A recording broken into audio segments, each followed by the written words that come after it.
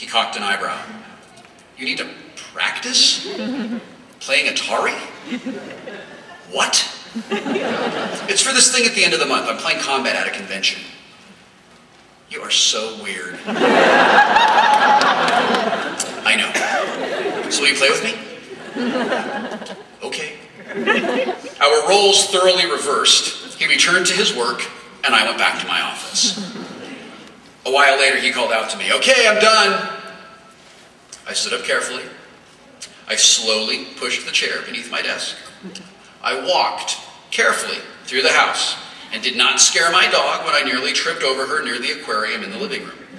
I did not nearly stub my toe on the dining room table, and I was not out of breath and flushed with excitement when I finally met Nolan in the family room. Just in case anyone was wondering how that all went down. We turned on the television, and a few minutes later we faced off in tank pong with maximum walls. It was a furious battle, ending in a 7-7 tie when my last second shot found its mark. "Again," he said. I bumped the reset button and quickly built an 8-3 lead. Nolan never caught up. 2 out of 3, I said. He made a face that was a combination of amusement and determination. Yes.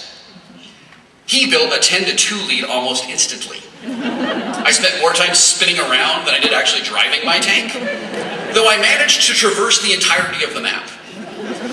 "I think there's a problem with this game," he said, as the match ended 11-6. "It's way too easy to just chain your attacks together and completely own the other player."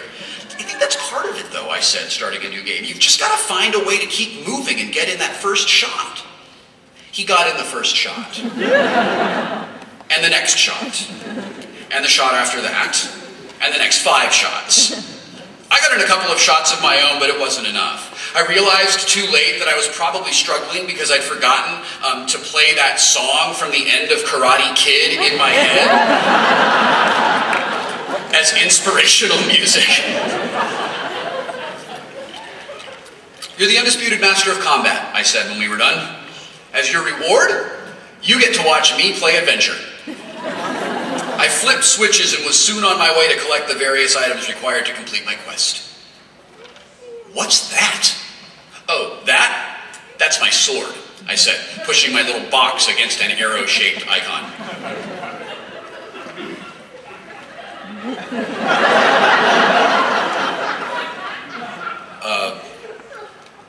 What do you use it for?"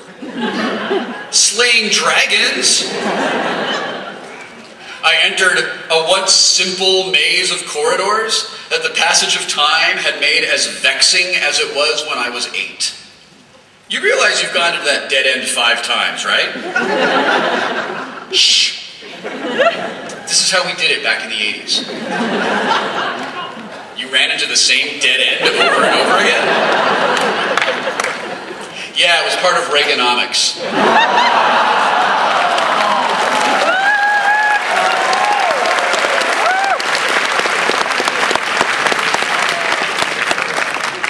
I finally found my way out of the maze, and I approached a castle, anxious to impress Nolan by grabbing the glowing gold chalice within. That's when the dragon showed up. "What the hell is that?"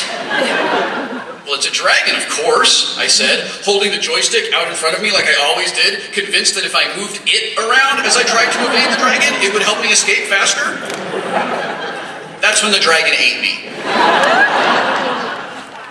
"Wait, so you guys did this for fun?"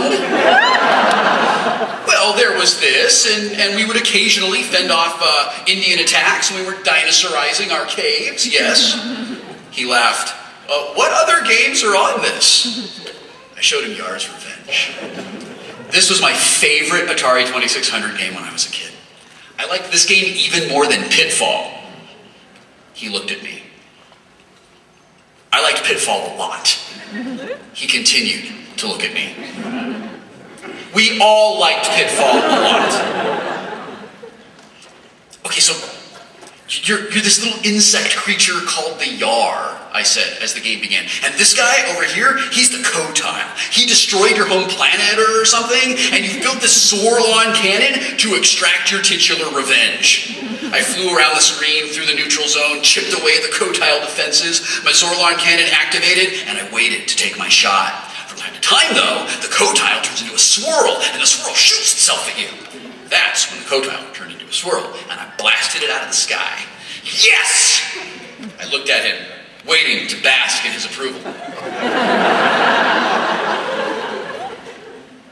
That's it? Well, you get to fly around this cool screen between the levels, too. Oh, and the second level, it has a rotating shield. Watch. He looked at the flashing graphics on the screen and scratched his chin. How many people got seizures from this one? I do not know. I bet you I can destroy it 3 times without dying, he said. Go. I handed him the joystick. Okay, so I shoot at that thing that looks like a distress signal. That thing is the Cotile. Yes, you shoot at the Cotile with your Zorlon cannon because you are exacting, yeah right, revenge, I got that. I watched with more pride than I thought possible or revealed to my easily embarrassed teenage son, as it took him 2 minutes to do exactly what he said he'd do. That's gonna make sense in a minute. Does this ever get hard? He asked. That's what she said!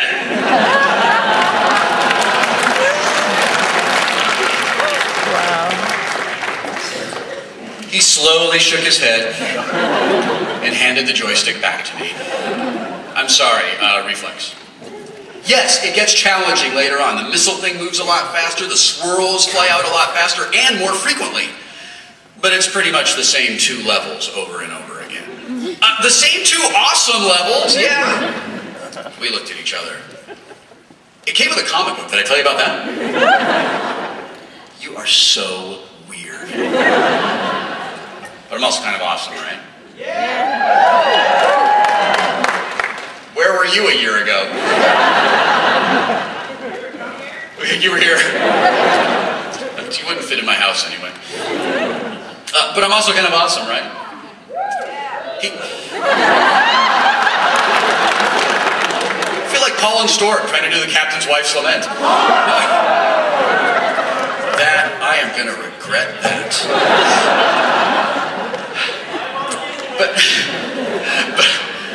But I'm also kind of awesome, right?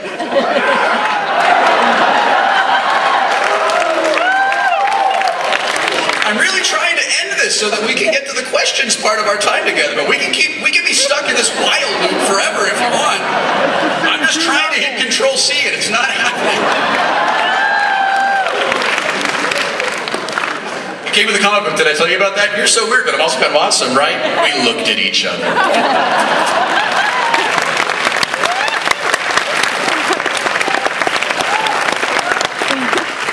I love video games. I really do. I love the worlds that we create when we play them. I love that though my kids and I don't have as much in common now as they are becoming adults as we did when they were little, that we can still share these things, that we can do these things together.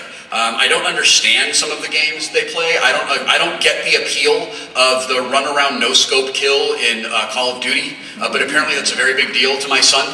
And it's kind of awesome when he comes running into my office to describe to me how he's gone through and run an entire team by himself, and I can see like sort of the pride that he takes in that. My other son, his older brother, really loves the narrative video games, and he and I played BioShock 2 at about the same rate together. I know, it's not a great game.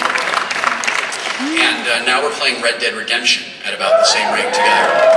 And it's so cool, you know? I gave the keynote address at Penny Arcade Expo East in Boston earlier this year. Thank you. It was hard to do that. And I talked a lot about video games as narrative storytelling devices. And, you know, we have really different tastes in television shows. My kids, they like Bones and they like House, and I don't. I'm sorry, I know you guys love them and that's great. I just doesn't do anything. I would rather watch Doctor Who. And